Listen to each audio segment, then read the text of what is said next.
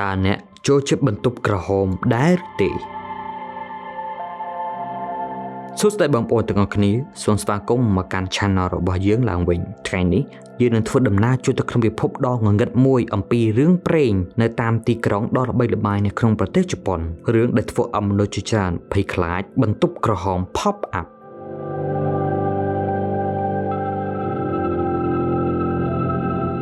តែបងប្អូនធ្លាប់ឮអំពីបណ្ដាសាបន្ទប់ក្រហមនេះដែរឬទេរឿងរ៉ាវដ៏អាថ៌កំបាំងដ៏គួរឲ្យភ័យខ្លាច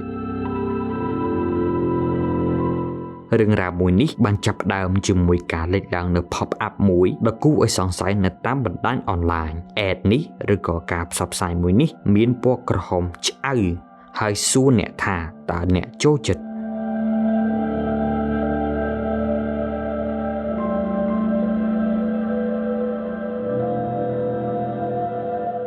ប្រសិនបើអ្នកឆ្លើយថា yes pop up មួយទៀតនឹងលេចឡើងហើយសួរយើងថាតើអ្នកចូលចិត្តបន្ទប់ក្រហមឬទេបន្ទាប់ពីនេះឈ្មោះរបស់អ្នកនឹងលេចឡើងនៅក្នុងបញ្ជីឈ្មោះដែលអ្នកមិនធ្លាប់ស្គាល់ទាល់តែសោះហើយបន្ទាប់មកអ្នកនឹងបាត់បង់ជីវិតដោយការធ្វើអត្តឃាត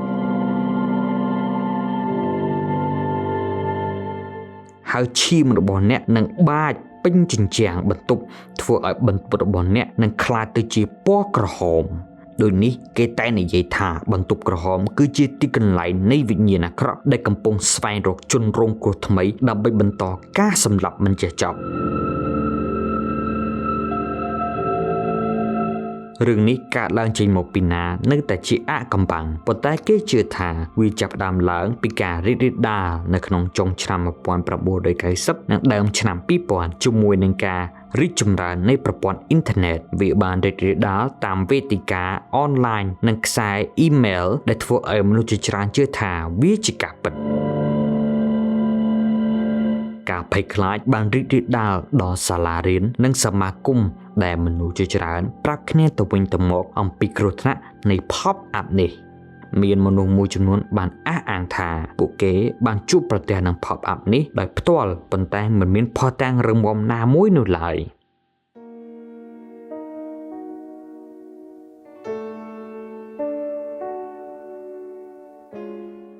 មានទ្រឹស្ដីជាច្រើនដែលបានព្យាយាមពន្យល់អំពីអត្ថន័យនៃបន្ទប់ក្រហមនេះអ្នកខ្លះជឿថាវាគ្រាន់តែជាការប្រមាថអំពីគ្រោះថ្នាក់នៃប្រព័ន្ធអ៊ីនធឺណិតនិងការញៀនទៅលើបច្ចេកវិទ្យាប៉ុណ្ណោះប៉ុន្តែអ្នកខ្លះទៀតជឿថាវាជាការបង្ហាញអំពីការភ័យខ្លាចនិងការព្រួយបារម្ភរបស់យុវជនវ័យក្មេងនៅក្នុងសង្គមជប៉ុននាសម័យនោះពណ៌ក្រហមត្រូវបានគេមើលឃើញថាជាពណ៌ឈាមហើយបន្ថែមឲ្យមានភាពភ័យខ្លាចដល់សពថ្ងៃនេះមើលវិញទៀតបន្ទប់ក្រហមនេះក៏អាចជាការតំណាងនៃភាពឯកោនិងភាពងងឹតដែលមនុស្សតែងតែជួបប្រទះនៅតាមប្រព័ន្ធអ៊ីនធឺណិត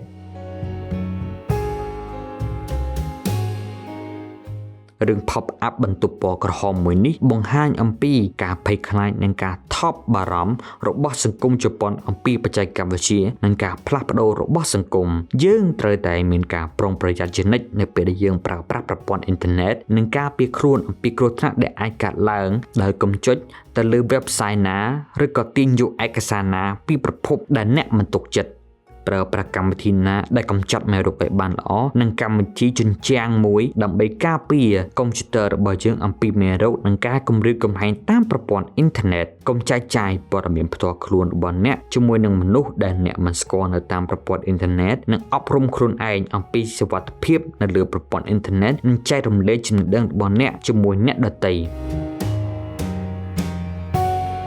តើអ្នកជឿថាបន្ទប់ពណ៌ក្រហមមួយនេះជាការពិតដែរឬទេប្រសិនបើវាពិតតើអ្នកអាចរកឃើញមូលហេតុហើយដាក់នៅក្នុង comment របស់យើងបានដែរឬទេហើយប្រសិនបើអ្នកមិនជឿវិញតើអ្នកគិតថា